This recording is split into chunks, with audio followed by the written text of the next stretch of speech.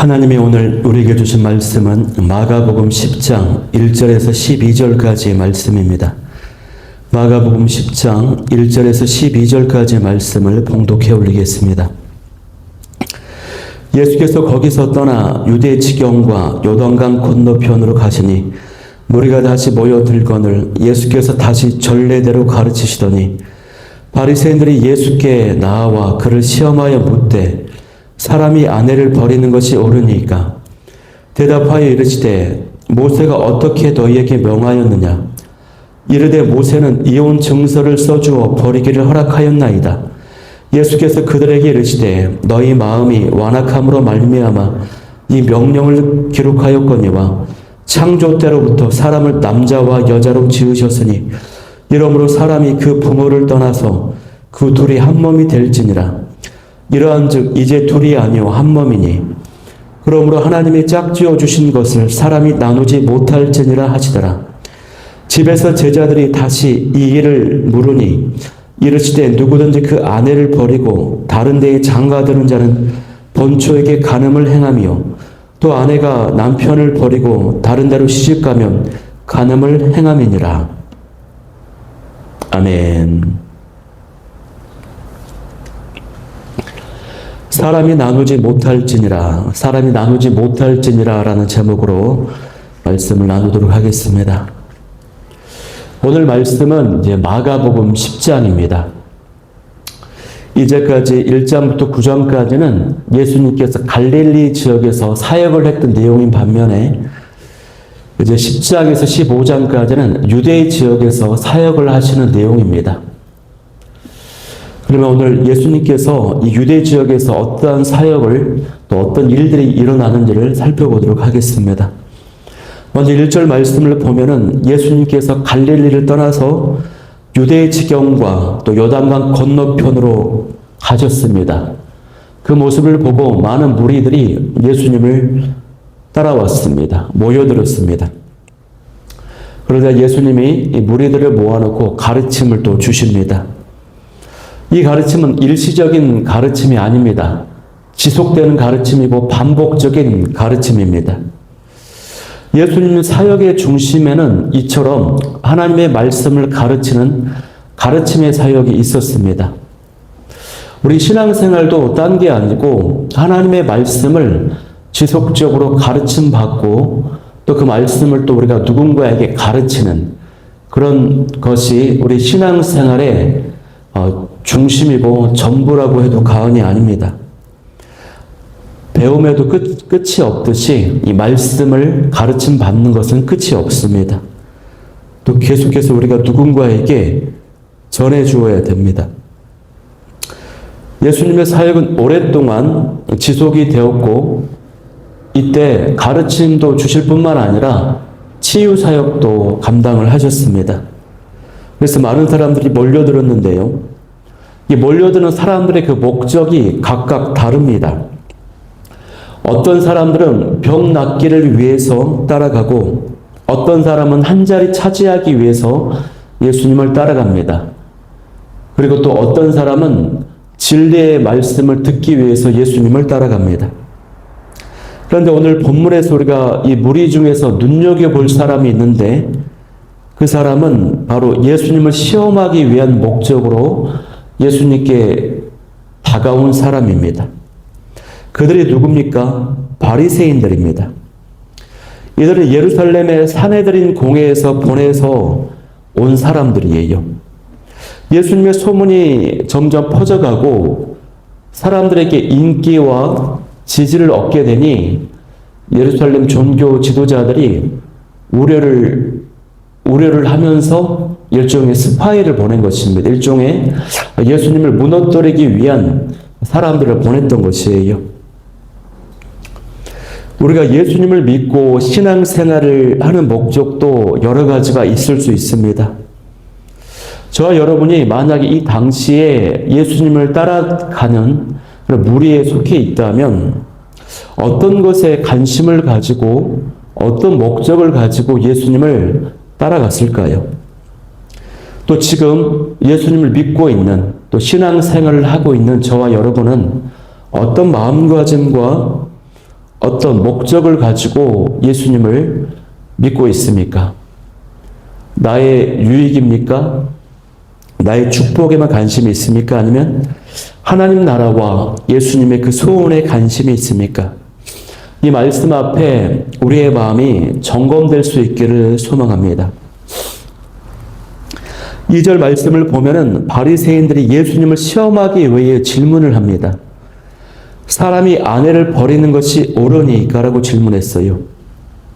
바리새인들의 이 질문에는 몇 가지 의도하는 바가 있었습니다. 첫 번째는 예수님을 무너뜨리기 위한 의도가 있어요. 왜 그러냐면 방금 이전에 어떤 일이 있었냐면요. 세례 요한이 죽임을 당하는 사건이 있었습니다. 세례 요한이 왜 죽임을 당했습니까? 바로 그 지역의 통치자인 헤롯 왕을 향해서 이혼한 것이 잘못되었다고 지적했기 때문이었어요. 헤롯 왕이 배다른 동생 빌립의 아내 헤로디아를 차지하기 위해서 정실 부인 아내를 버렸습니다. 이혼했습니다. 그래서 그것을 지적하니까 세례 요한을 감옥에 가두고 이제 처형을 했던 것이죠. 그렇기 때문에 이 이혼 문제를 공개적으로 설명하는 것은 민감한 문제가 될 수 있습니다. 예수님에게 어떤 그 무너뜨리기 위한 시험거리였던 것이에요. 두 번째 의도는 뭐냐면 당시 그 이혼 문제와 관련된 논쟁이 있었습니다. 그 격렬한 논쟁에 예수님을 끌어들여서 반대편으로 하여금 공격과 어떤 그 반대를 받도록 하는 그런 의도가 있었다는 것입니다. 모세가 기록한 신명기 24장 1절 말씀에 보면은 이런 기록이 있어요. 사람이 아내를 맞이하여 데려온 후에 그에게 수치되는 일이 있음을 발견하고 그를 기뻐하지 아니하면 이혼 증서를 써서 그의 손에 주고 그를 자기 집에서 내보낼 것이오라는 기록이 있습니다. 그런데 여기서 말하는 이 수치에 대한 의미가 무엇인가에 대한 논쟁이 있습니다. 한쪽은 아주 중대한 부정, 간음과 같은 그런 큰 어떤 부정을 저지른 경우에만 수치에 해당이 된다. 그럴 때만 이혼할 수 있다라고 하는 입장이 있어요. 이 견해가 이제 삼마이 학파입니다. 반면에 중대하지 않더라도 이 수치라고 하는 것은 아주 사소한 수치감을 느끼게 해도 이혼에 해당한다라고 보는 견해입니다. 예를 들면은 아내가 밥을 하다가 밥을 좀 태웠습니다. 그러면 아내를 수치스럽게 여기는 것입니다. 또 설거지 하다가 아내가 그릇을 깨뜨렸습니다. 이것이 수치스럽다라고 하는 것입니다. 부끄러워요. 그래서 이제 이혼을 할 수 있다라고 하는 이 입장이 힐렐 학파인데 당시 유대 사회에 실제로 이런 일들이 많이 벌어져 있었습니다.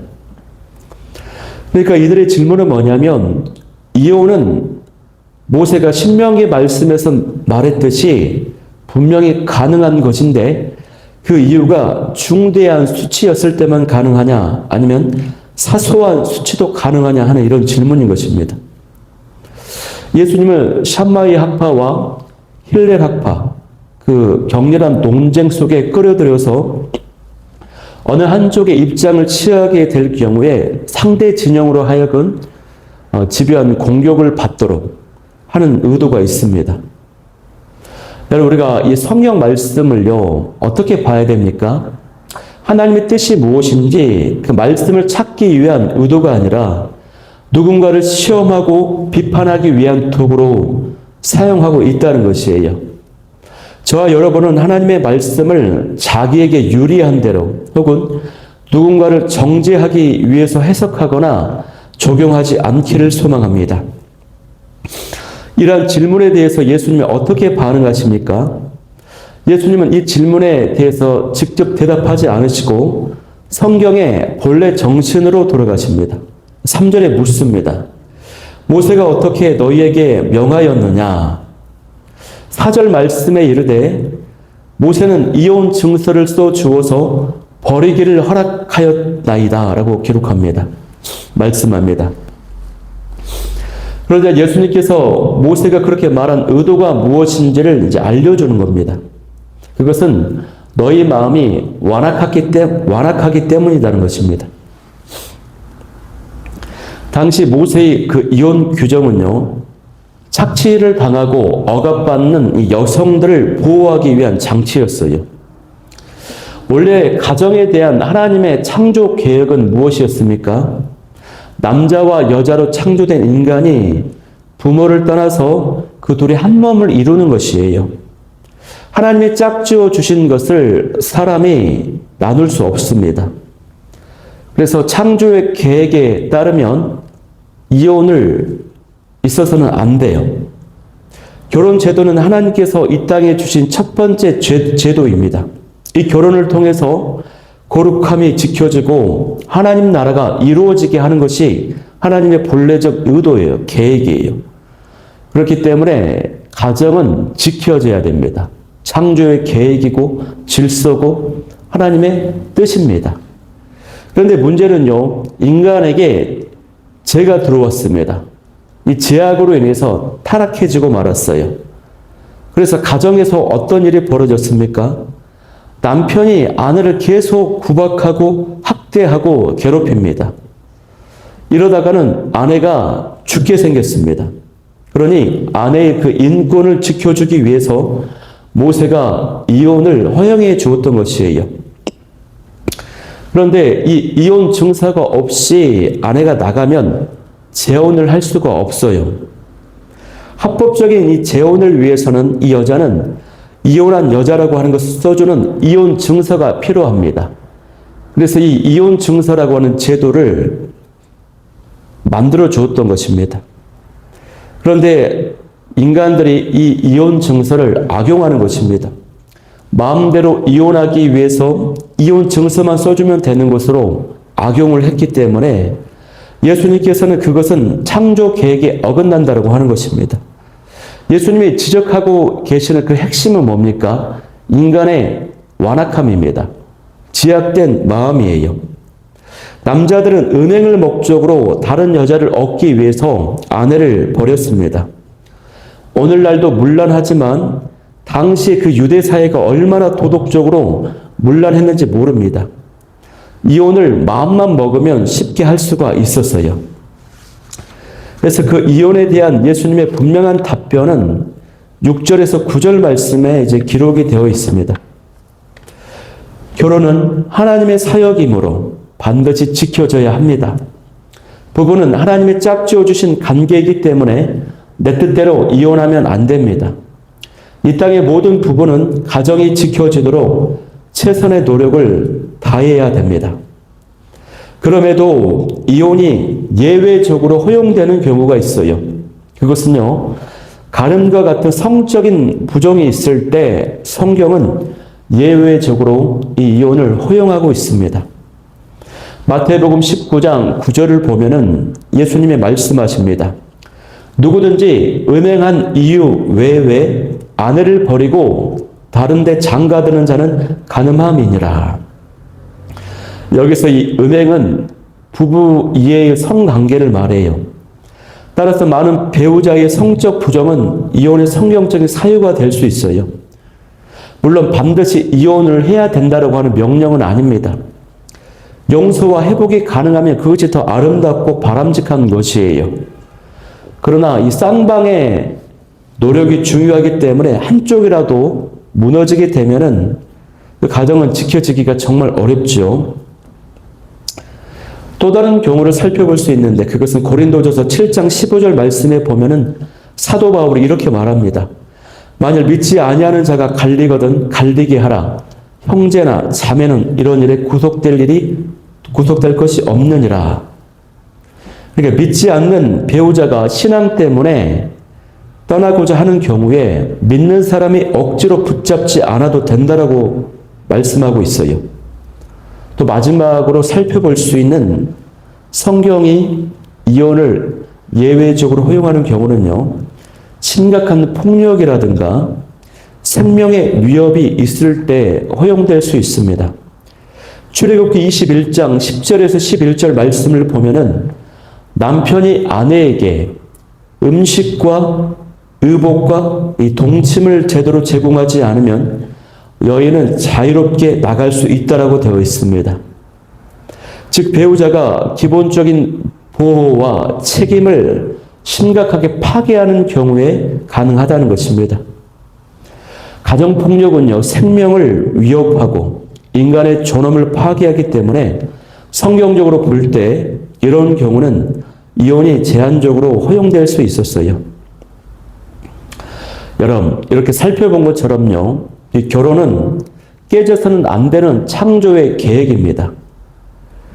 타락한 세상 속에서 이 결혼과 가정이 깨어져서는 안 되는 하나님의 질서이지만 이 타락한 세상 속에서 예외적인 경우가 발생하게 된다는 것이에요. 예수님이 말씀하십니다. 너의 마음의 완악함 때문에 허락하였느니라.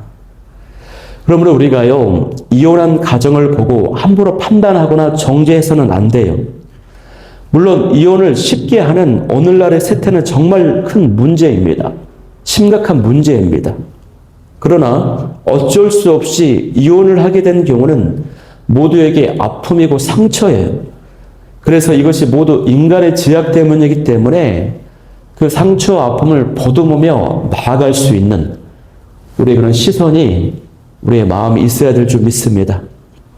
우리 시대에 이런 인간의 죄악과 완악함 때문에 깨어진 가정이 얼마나 많은지 모릅니다. 오늘은 우리가 이 말씀 앞에서 이 깨어진 가정들을 위해서 기도할 필요가 있습니다. 또 이 가정의 깨어짐으로 인해서 얼마나 많은 자녀들이 큰 고통을 겪고 있습니까? 이 자녀들을 위해서도 우리가 기도하며 나아가는 저와 여러분이 되어야 될 줄 믿습니다. 오늘 주신 말씀을 기억하면서 기도하기를 원하는 기도 제목은요. 첫 번째, 하나님의 창조 질서인 가정을 지키게 하여 주옵소서. 두 번째, 우리의 완악한 마음을 지약된 마음이 깨뜨려지게 도와 주옵소서. 세 번째는 깨어진 가정들과 상처 입은 자녀들을 회복시켜 주옵소서. 이 기도 제목 가지고 뜨겁게 기도하며 나아가도록 하겠습니다.